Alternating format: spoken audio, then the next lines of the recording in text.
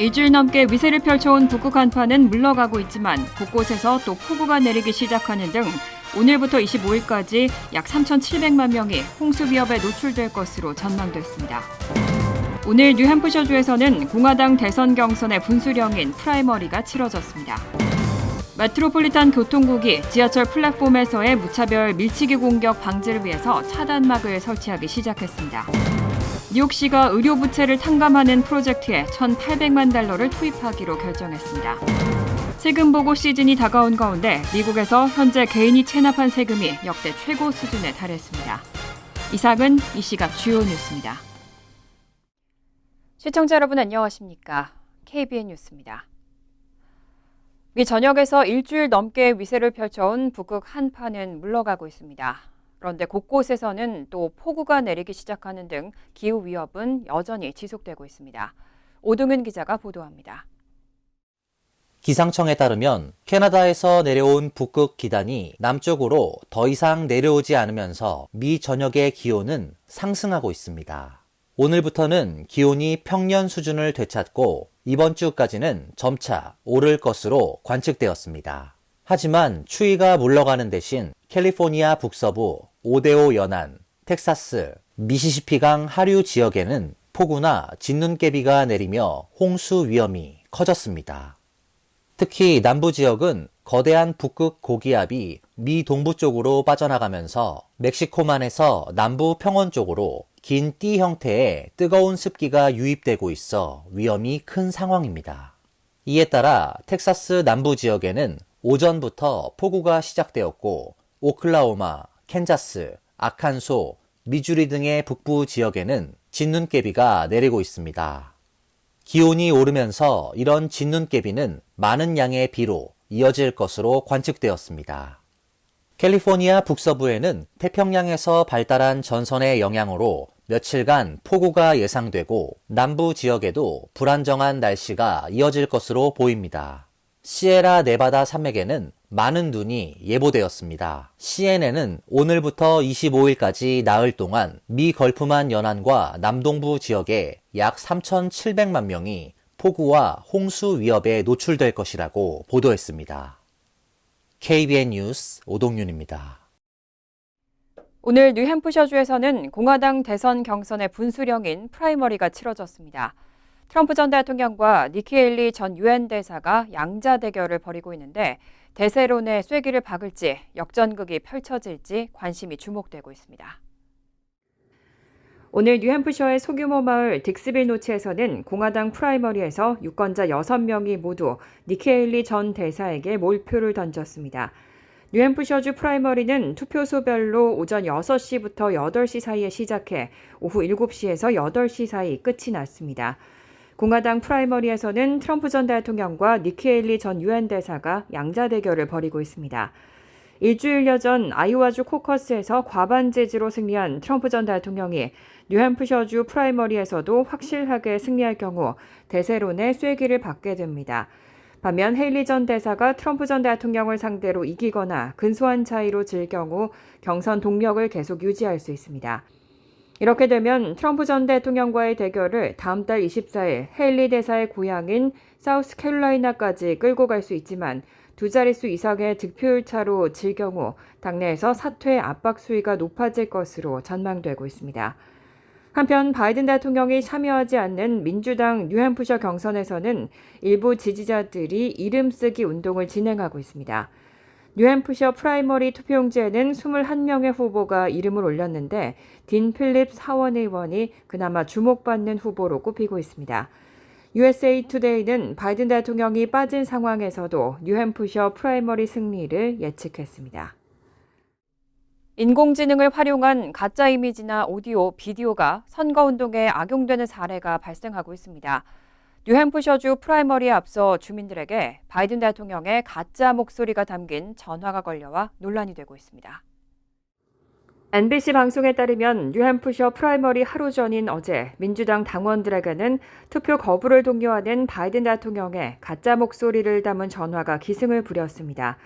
이 전화는 바이든 대통령의 목소리를 교묘하게 미조하고 그가 평소 즐겨 쓰는 말도 안 되는 소리라는 표현으로 말문을 연 뒤 11월 대선을 위해 여러분의 투표를 아껴두라고 당부했습니다. 또 화요일에 투표하는 것은 트럼프 당선이라는 공화당의 목표를 돕는 일이라며 여러분의 투표는 이번 화요일이 아니라 11월에 변화를 만들 수 있다고 강조했습니다. 바이든 대통령은 이번 뉴햄프셔 프라이머리에서는 아예 후보로 등록하지 않았습니다. 민주당 전국위원회가 다음 달 3일 치러지는 사우스캐롤라이나 프라이머리를 당의 첫 공식 경선으로 결정했기 때문입니다. 그런데 주법으로 첫 프라이머리 개최를 못 박은 뉴햄프셔가 오늘 프라이머리를 강행했고 그 결과 민주당의 공인을 받지 못한 비공식 경선으로 치러지게 됐습니다. 한편 뉴햄프셔주 법무장관실은 이 가짜 전화에 대해 조사 중이라며 프라이머리를 방해하고 유권자를 억압하려는 불법적인 시도로 보고 있다고 밝혔습니다. 뉴욕시 지하철 플랫폼에서의 무차별 밀치기 공격에 대한 우려가 커지고 있습니다. 메트로폴리탄 교통국이 범죄 방지를 위해서 차단막을 설치하기 시작했습니다. 뉴욕 폭스5 방송에 따르면 MTA는 맨하튼 워싱턴 하이츠의 191번 가역 플랫폼에 안전 차단막을 설치했습니다. 철제로 제작된 이 차단막은 한국의 스크린 도어와는 다르게 플랫폼 전체를 차단하는 구조는 아닙니다. 하지만 뉴욕 지하철에는 이전까지 플랫폼과 선로 사이에 아무런 안전장치가 없었기 때문에 어느 정도는 범죄 예방에 도움이 될 것으로 기대되고 있습니다. 코로나19 사태 이후 뉴욕에서는 정신적으로 불안한 노숙자들의 무차별 공격이 증가했고 이로 인해 묻지마 공격에 대한 불안감이 확산되고 있습니다. MTA의 자료에 따르면 2021년 지하철 선로에서 발생한 각종 승객 사고는 2019년에 비해 20% 증가했습니다.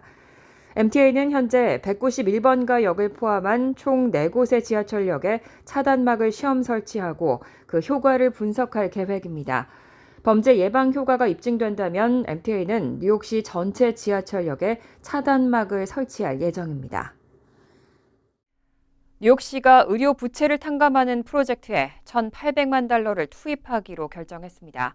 소득 기준만 충족하면 별도 신청 없이 탕감 절차가 진행됩니다. 에릭 애담스 뉴욕시장이 의료 부채 탕감 프로젝트를 시작한다고 밝혔습니다. 이 정책은 의료 부채 탕감 비영리 단체인 RIP 메디컬 데트와 협력해 진행됩니다. 이 정책은 RIP 메디컬 데트가 병원이나 채권자로부터 뉴욕 시민의 의료 부채를 인수하고 해당 부채를 1센트에 탕감하는 방식으로 진행됩니다. 이로 인해 수혜자의 의료 부채는 즉시 해소될 예정이고 어떤 수수료나 벌금도 부과되지 않습니다. 정책 대상은 연간 가계소득이 연방 빈곤선 400% 이하이거나 의료 부채가 연간 가구 소득의 5% 이상인 사람들입니다. 별도의 신청 절차 없이 시정부가 의료부채 현황을 파악해 자동으로 탕감합니다. 이 정책으로 최대 50만 명이 수혜를 입을 것으로 예상되고 시정부는 이번 투자로 20억 달러의 효과를 얻을 수 있다고 기대하고 있습니다. 시정부는 앞으로 3년간 이 정책을 운영할 예정이며 뉴욕시 발전을 위한 시장 기금을 통한 추가 자금 조달도 계획하고 있습니다.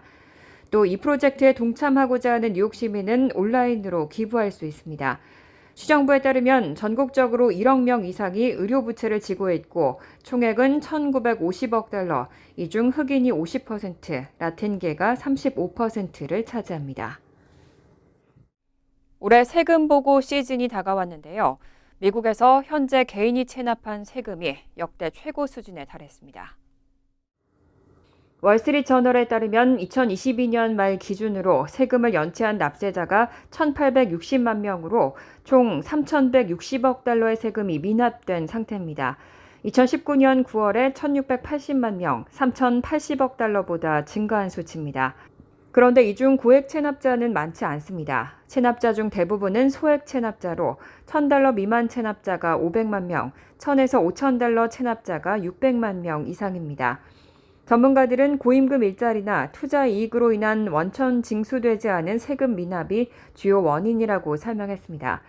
또한 팬데믹 기간에 기익 노동자가 증가하면서 세금을 한 번에 내지 못해 연체된 경우도 있습니다.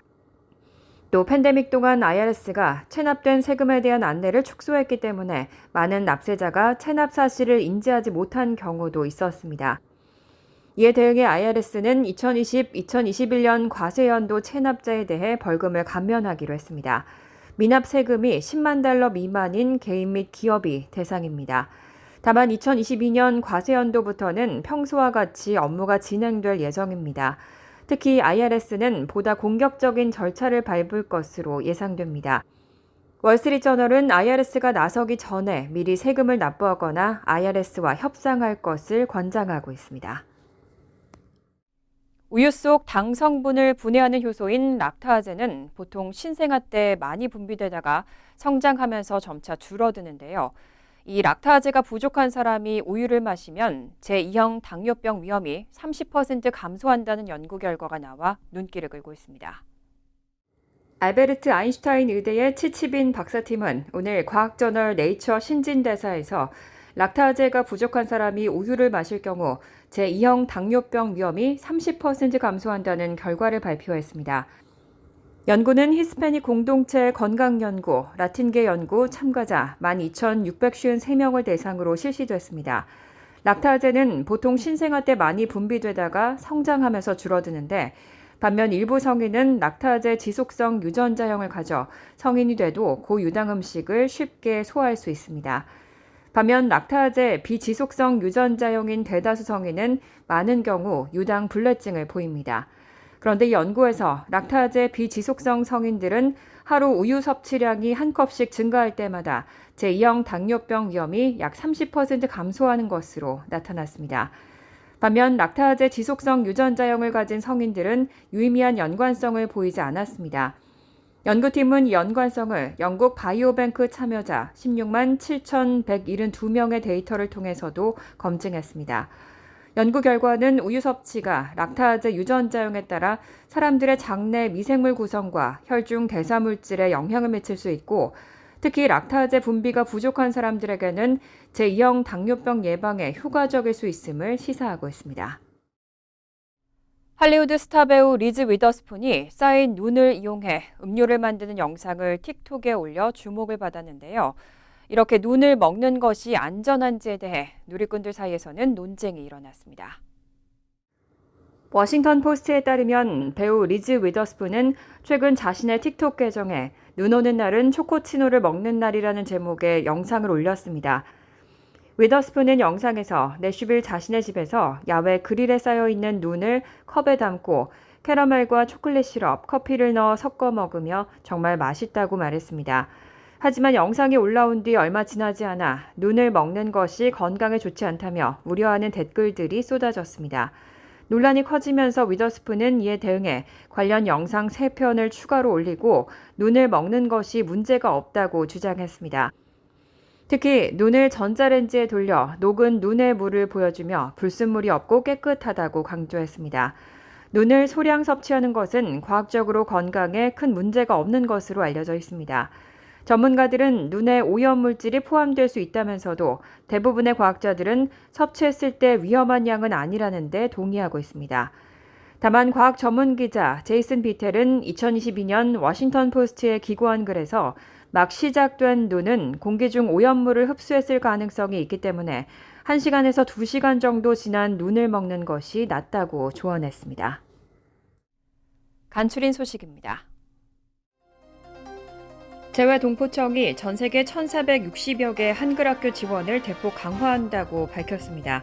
재외동포청은 한글학교의 기능 강화, 교육환경 개선, 교사 사기 진작을 위한 운영비와 교사 역량 강화를 위한 연수 예산을 전년 대비 큰 폭으로 증액했습니다. 운영비는 지난해 141억 원에서 177억 3,200만 원으로 25.7% 늘렸고 한글학교 교사 연수 예산 역시 같은 기간 18억 5,600만 원에서 26억 8,500만 원으로 44.7% 늘렸습니다. 운영비를 늘리면서 교사 봉사료 등을 현실화할 수 있게 됐고 교사 연수도 온 오프라인 병행 등 다양한 방식으로 시행할 수 있게 됐습니다. 앞서 동포청은 지난 8일부터 일주일간 전 세계 47개국에서 206명의 한글학교 교사를 초청해 역량 강화 연수를 실시하기도 했습니다. 한국농수산식품유통공사 LA지사 자료에 따르면 지난해 대미 김치 수출액은 4천만 달러로 전년 동기 대비 37.4%나 증가하며 최고치를 기록했습니다. 연간 대미 김치 수출액은 팬데믹 이전인 2019년 1,480만 달러에서 2020년 2,300만 달러로 56%나 폭증한 이후 2021년 2,825만 달러, 2022년 2,900만 달러로 꾸준히 증가했습니다.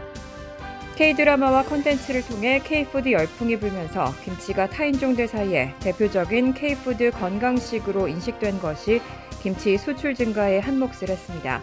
특히 코스트코와 월마트, 랄프스와 본스 등 주류 마켓에서 대상 종갓집, CJ 비비고, 풀무원 김치가 유통되면서 대미 수출 증가에 동력이 되고 있습니다. 2023-2024 회계연도 들어 이민법원 사건 처리 속도가 점차 빨라지는 모습을 보이고 있습니다. 팬데믹 당시 이민법원 판사가 부족해진 탓에 이민법원에 계류된 사건이 300만 건을 넘어선 상태인데 최근 이민법원 판사를 100명 이상 충원한 만큼 사건 처리 속도가 더 빨라질 것으로 보입니다.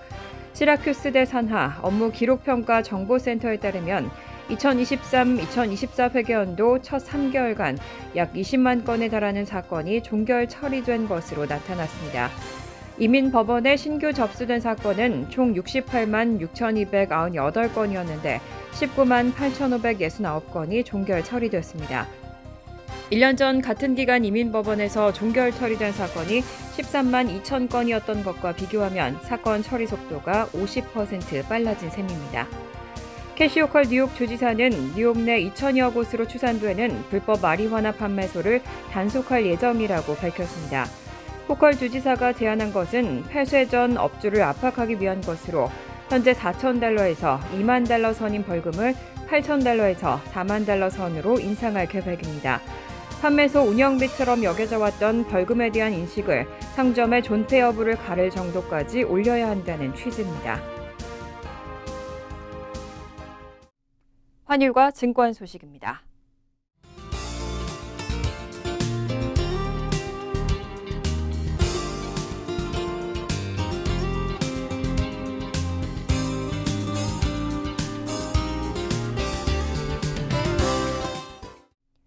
이어서 날씨입니다. 수요일은 흐린 가운데 비가 내릴 가능성이 있습니다. 낮 최고 기온은 39도, 섭씨 4도, 밤 최저 기온은 38도, 섭씨 3도로 예상됩니다. 목요일은 비가 내리겠습니다. 금요일 역시 흐리겠고 오전 한때 비 내릴 가능성이 있습니다. 이상으로 KBN 뉴스를 마칩니다. KBN과 함께 즐거운 저녁 되시기 바랍니다. 미 동부 최대 한인방송 KBN이 제작하는 KBN 뉴스는 웹사이트 mykbn.com 그리고 유튜브와 페이스북에서 다시 보실 수 있습니다. 좋아요, 구독, 알림 설정은 뉴스 제작에 큰 도움이 됩니다.